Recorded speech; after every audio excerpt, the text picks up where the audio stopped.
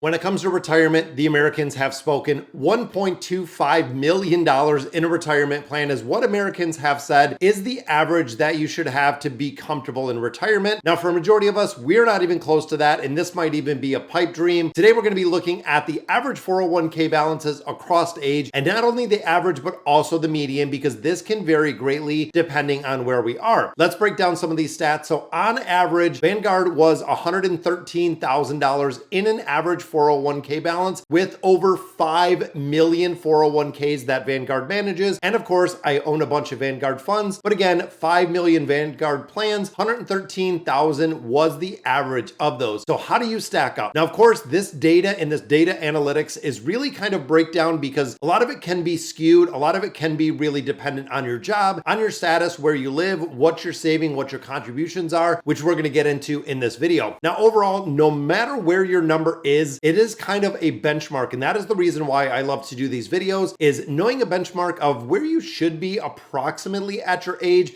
If you're over, maybe, you continue on the track, you're doing pretty well. If you're healthy and happy with the contributions, if you're a little under, maybe it's time to bump up that 401k 1 or 2% to try to get into where we are looking at. Now, of course, in reality, the numbers really don't make that big of a difference, because if you're putting everything that you can into that retirement plan, you're going to end up exactly where you need to. But remember, compounding interest is your best friend, and our target is that 15% of the income going into retirement plans, which can create and really have a very healthy retirement.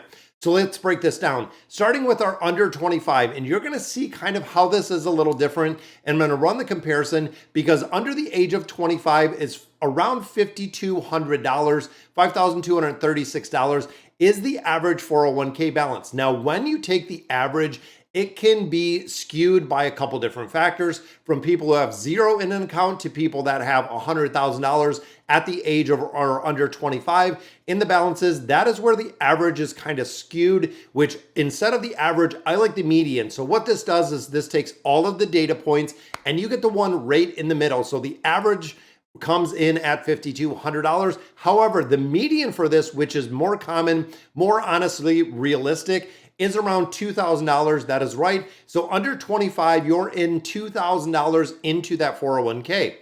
Now, of course, that means that a lot of people are either in school when you look at the 18 to 22, but even when you look at the 22 to 25, they're probably not putting anywhere near 15% of that income away into the 401ks at this point. And I'm assuming with the median being around $2,000, there's a lot of people that are contributing zero, which is super detrimental when it comes to the compounding interest and the compounding factor that you can get out of here. Now, when you're looking at the 25 to 34, this is the next range. The average balance here rises to 30K. So from 5K under 25 to 25 to 34, which is around 30K. But again, the median, which really tells the true story, is around $11,000. So again, far lower than those averages because, of course, averages can be skewed by much higher balances in accounts depending on what you're doing. Now, when we get into 35 to 44, which is exactly where I am, we are looking at 76,000 is the average balance. So we're at 76K. So even there, we're going over the next couple, probably 5 to 10 years within these brackets, going from 30 to 76K. But when we look at the median, this is where it gets interesting because the median for this one, 35 to 44, is $28,000. Now, when you think of this, even let's just use as a benchmark 35. So usually at then it's been 10, 12, 14, some of us 15 years since we have been working. So in 10 years, we've accumulated about 28K in that 401k, which means even on average, we're probably putting far less than that 15% in there, which we're going to look at the contributions when we get a little further in this video. Then we get into the 45 to 54. Now, this is the age that I am approaching. I will be 45 in July, which means we are almost and we are halfway to that 50 mark, the 50 mark that we're looking to get to for possibly looking at retirement.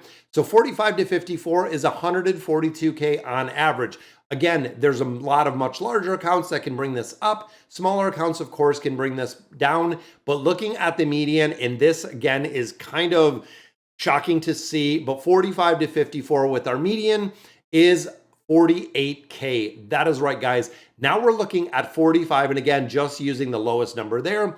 This is 20, possibly even 20 plus years that we have been in the working age, meaning that on average, or excuse me, the median is 48K. So we're not even at 50K right now. And now when we're looking from the 25 to really the 45, so that 20-year bracket, we've accumulated about 26K. That is it. So we are looking at a pretty low contribution limit, depending on what job you're in, how much money you make, and exactly where you're at. But it gets more interesting when we start looking at the 55 to 64. Average in here is 207. So you have a lot of people who have been making regular contributions. You've seen a lot of compounding, and now you're 55 to 64, which means towards the end of this bracket, 62 is the retirement age where people are starting, but most of them do retire around 65. But again, looking at the 55, you're looking at 30 years.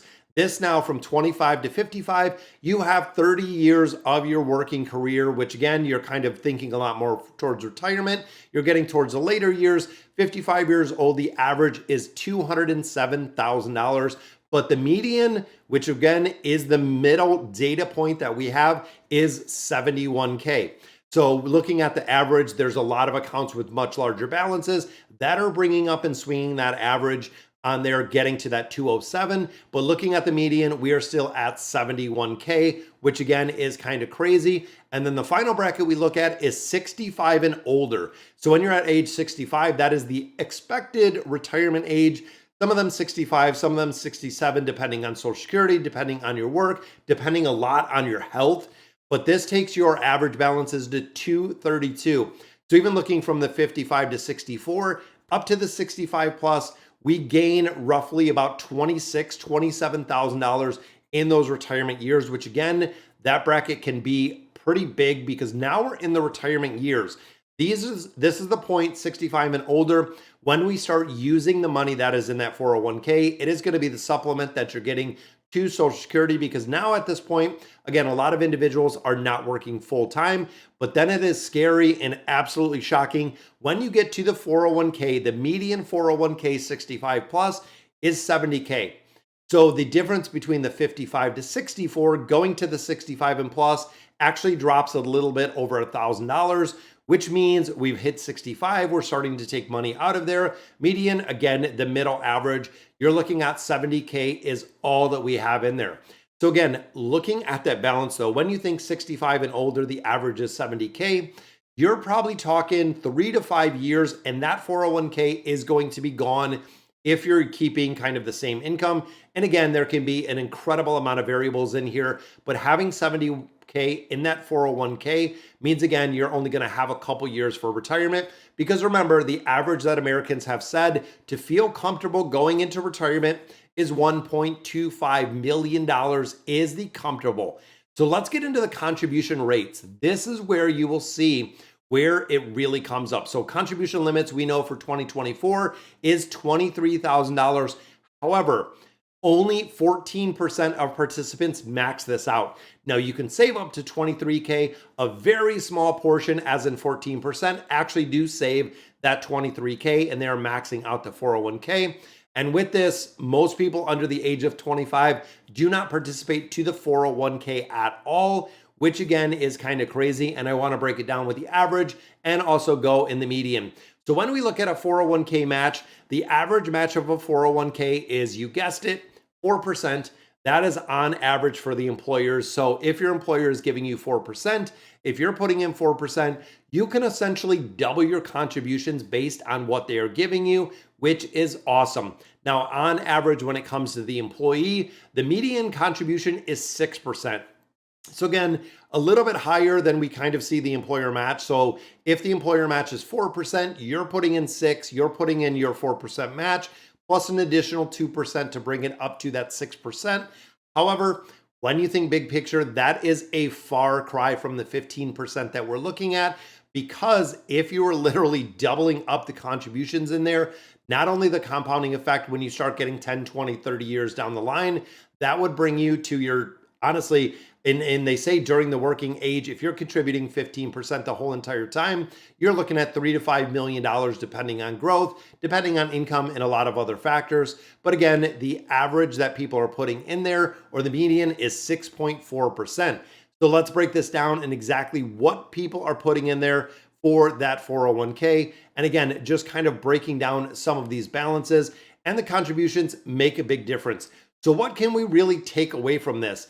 Learning is people aren't saving enough money. Now, of course, when you couple in the cost of inflation, the consumer price index, the rising costs. So, what can we do to really negate this and start getting those average 401k balances on track? It is about 1%. That is really the biggest thing that you can learn from this. 1% is all it takes. So even, looking at my scenario, you get a raise, your raise is 4%, you increase it 1%. Guess what? You got a 3% raise. That is good. That is on average. That's actually probably above average for the raises that we got this year. Following year, you might get 3%, you might get 4% year over year over year. If you're putting away 1%, not only are you still getting a raise, but that 1% is going to go into the 401k. You might be maxing out your match at that point, but the money you're putting in the 401k can grow exponentially. You can start seeing that compounding interest. Once you start getting about 100k in there, the compounding interest starts really rolling. When the balances get higher, it makes a really big difference. But 1% is what you really need to remember. Every year bumping it up 1%, which means when you get to your 15th year, you are going to be at that 15%, which is the guideline, which is the expectation of where you want to get it.